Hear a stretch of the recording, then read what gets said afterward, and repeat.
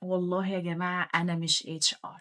ناس كتير فاكرة وبتبعت لي تقول لي أسلوب HR حلو، أسلوب HR وِحِش.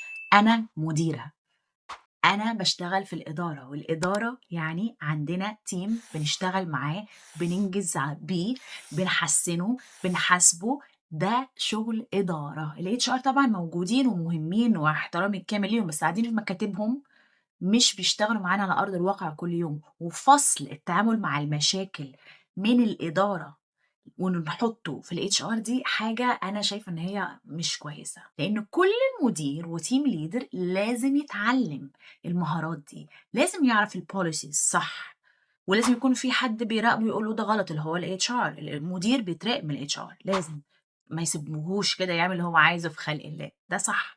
لكن كل خلاف أرجع للHR، كل مشكلة أروح للHR، لأ طبعًا أمّال أنا لازمتي إيه كمدير؟ ففرّقوا بالحتّة دي. أنا كنت أول ما اتلخبطت هو ليه بيقولوا لي أنتِ HR؟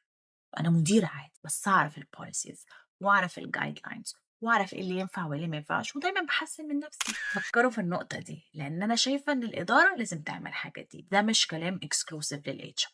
قولوا لي رأيكم. Let's know my mind.